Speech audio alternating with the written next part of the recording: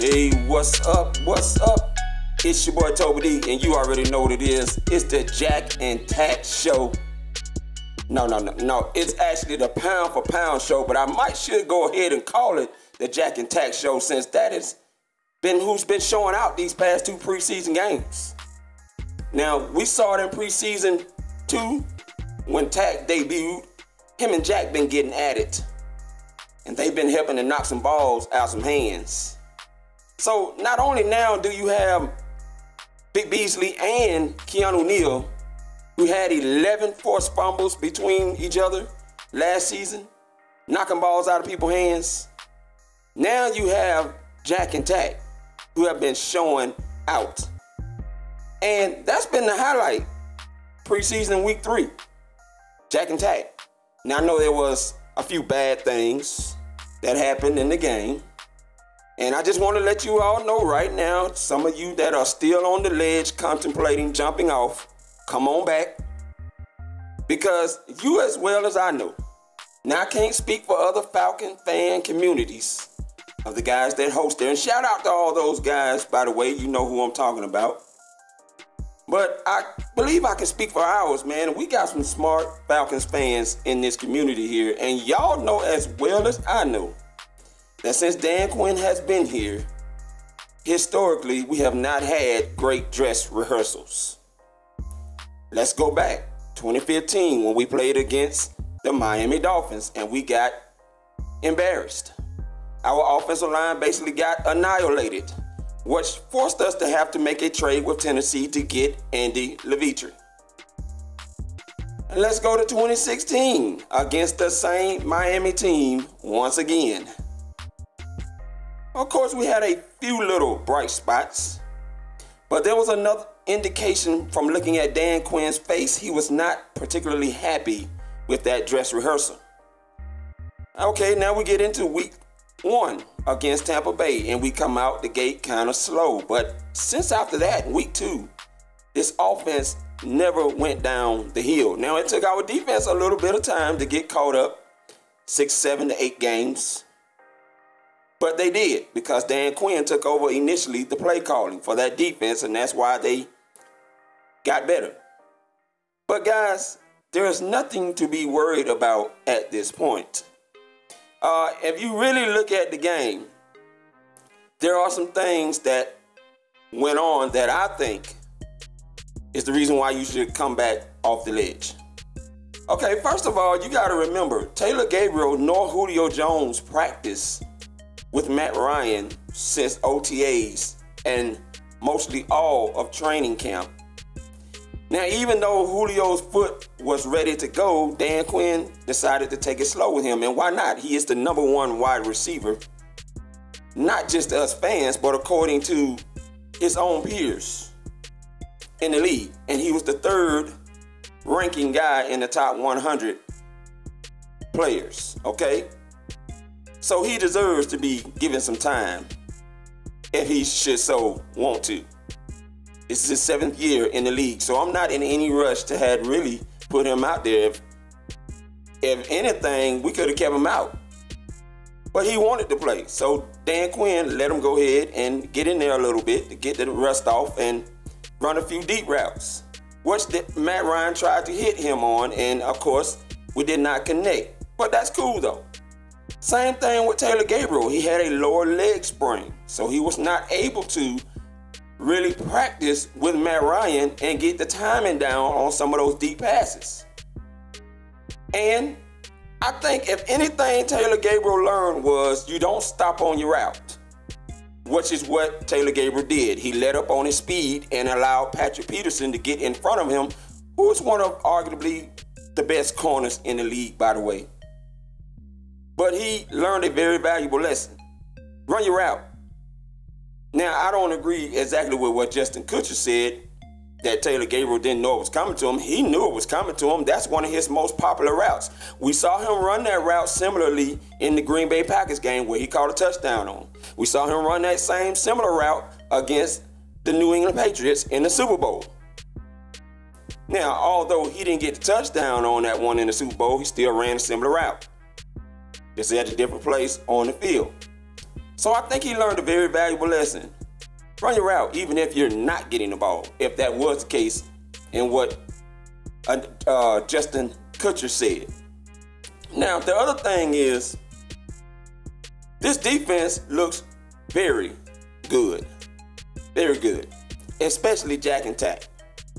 And I'm going to tell you right now, even though Dontari Poe has not gotten any initial sacks in either preseason game, he has looked a lot faster. Now, there was a time when, before that touchdown pass was made, unfortunately, I think it was during that same play, it looks like he was going to get past his guy and he failed. Now, provided his guy gave him a little push before he went down, which knocked him off his balance when he was using his hands pretty good, in my opinion, and his quickness to get back there. I think if he hadn't went down to his knees, I think he would have disturbed that play a little bit and disrupted it. But unfortunately, John Brown, who's one of the fastest wide receivers in the league as well, got the touchdown. Not only on one side against Jones, but on the other side later on against C.J. Goodwin when Stanton came in there. But it is what it is. Shout out and kudos to them. They got it. Look, Bruce Arians said himself that they were going on a 4-game prep for this game. And that's exactly what they did. And I don't think the Falcons really put in a serious game plan other than the things that similarly they did. They had success against Arizona last season, i.e. the wide receiver screens that Taylor Gabriel busted out on the scene with, not only once, but twice on them. And it seemed like that one play was wide open for us most of the night, even with Matt Ryan not being on the field. And the other thing we got to understand is, like I said, guys, in the first 2 preseason games, we did not come out there throwing the ball deep. We worked a lot more on our short to intermediate passing game, and it looked exceptionally well. Now, we were trying to, in my opinion, establish timing with the 2 of our fastest guys arguably on the team, and Taylor Gabriel and Julio Jones, and we didn't connect. But that is nothing, in my opinion, to go on the ledge about, because it's not all that serious. We don't have great dress rehearsals under Dan Quinn. But if there's any bright spot to that, Dan Quinn didn't look as quite frantic as he's normally looked in the first 2 dress rehearsals that he's had as an Atlanta Falcons head coach. So I do feel good. Number one, I believe that's happening because he's seen that we've been executing much better, way better, and more professionally in practice than he has seen in the first 2 years of his time as being the head coach of the Atlanta Falcons. Dan Quinn believes in the same similar thing just like Pete Carroll. Practice is everything. And unfortunately, last night we did not get to see that shine through, the great things that they've done in practice, nor are we going to see some of the things that they've done in their walkthrough that is secretive and not meant for us to see, because they're not ready to showcase those things until we get to week 1. And until we get to week 1, ladies and gentlemen, we're not really going to know much about this Atlanta Falcons team until we get there. Now, there have been some bright spots. One of the things I believe that Dan Quinn said after the game in week 2 against the Steelers is that he felt that there were more opportunities to cause more turnovers. Now, a lot of people are under the belief that turnovers are not something that you really have control over. 1 minute they can come in droves, and the next minute there can be a drought. But Dan Quinn is not a firm believer in any of that. He believes that there is one turnover that you can make happen, and that is forced fumbles. And based on what we saw last night, I'm believing that to be true. You caused 4 fumbles and you recovered 3 of them. And this is not the only game. We were doing things as far as fumbles go and getting out of the ball carrier's hands previously before we got to week 3. It just showed up more. in week 3 than it did in week 2 and 1. So that is a great sign coming from this defense. Like I said before, Vic Beasley and Keanu Neal, who happened to get the first turnover, and they led pretty much with 11 forced fumbles, 6 by Vic Beasley and 5 by Keanu Neal, the whole team. So now you got other guys that are able to do it. But I'm going to tell you right, here's a guy that a lot of people are not talking about who has gotten a lot of playing time in the preseason. And it could make Derek Shelby expendable. I'm just saying. But one of my favorite players, and he's starting to become one of my favorite players right now, is Courtney Upshaw. Man, I'm starting to really like this guy. This is a guy that turns it on, especially in the Super Bowl, who can play both defensive end and defensive tackle. Now, here's a guy that played Sam linebacker most of his career when he was with the Baltimore Ravens. But now he's converted into a defensive tackle, and he's starting to really get comfortable with it and his role as the defensive end, which he played some of both last night, and he flashed pretty good once again. And even though people are not talking about him, he is quietly making plays in the backfield. And I think he's going to be one of the Falcons' unsung heroes, along with one of my most, that I'm already pegging, underrated signings in the offseason. And that is Jack Crawford. Now, I didn't see a lot of what Jack Crawford really was in Dallas, but I'm starting to see that Brian Young has this man doing some things. And if he continues doing what he's doing and coming out there mixing in with the first team unit on defense, teams are going to have problems, especially with him and Takk out there together, who seem to have built up a great and wonderful chemistry together. Now, Adrian Claiborne is still causing some major havoc, coming off an injury. If this guy can stay healthy, guys, it's on.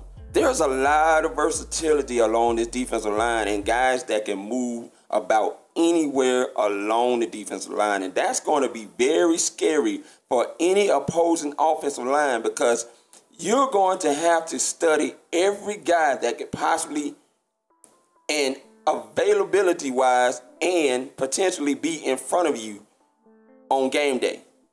So you're looking at about 3-4 guys that you got to prepare for. And that is a lot for an offensive lineman to remember on game day. They are going to be heavily tested mentally and physically on the field, especially with the deep rotation that we have coming out there. So I'm excited about that. Like I said, did Matt Ryan them look that good? First team offense? No, they didn't, but they did have some bright spots, and Tevin Coleman was one of them. Tevin Coleman, by the way, was a guy who struggled in the first 2 preseason games and came out this game on fire, whether it was in the screen game or getting the ball basically in the single back formation or the I formation. It did not matter.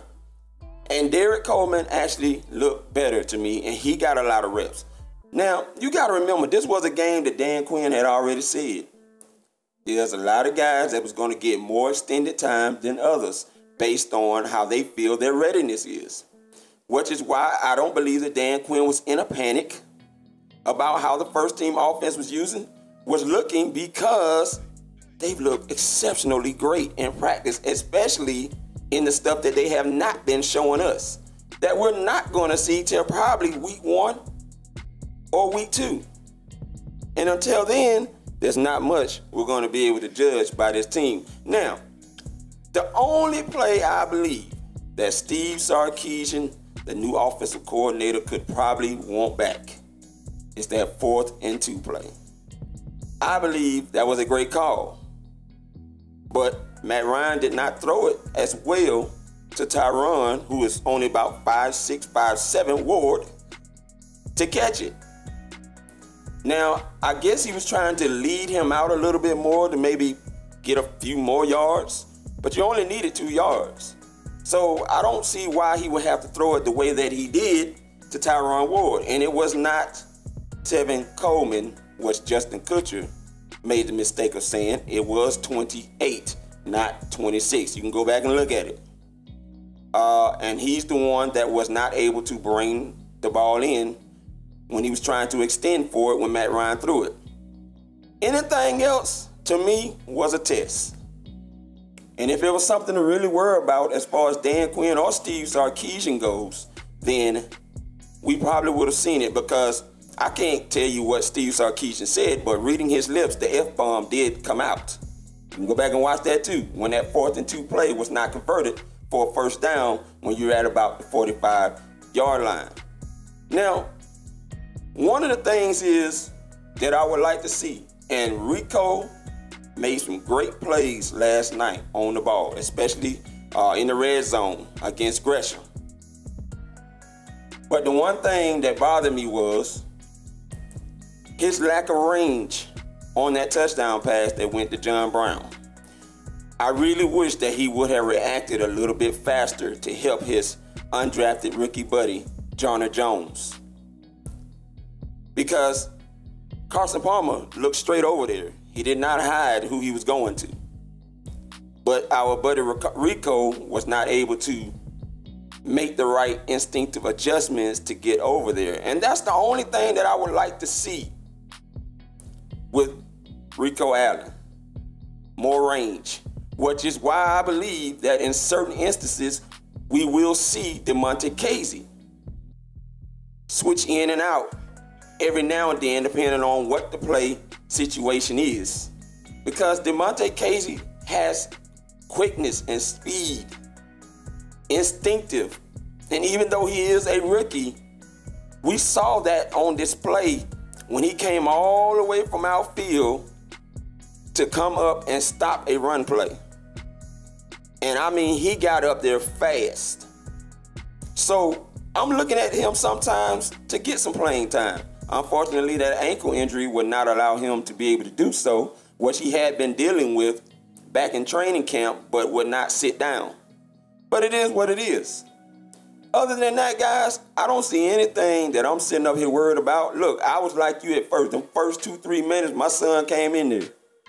He saw I was getting a little bit, crazy about what was going on, but I had to quickly remind myself we don't have great dress rehearsals under Dan Quinn. It's just not something we've had under him.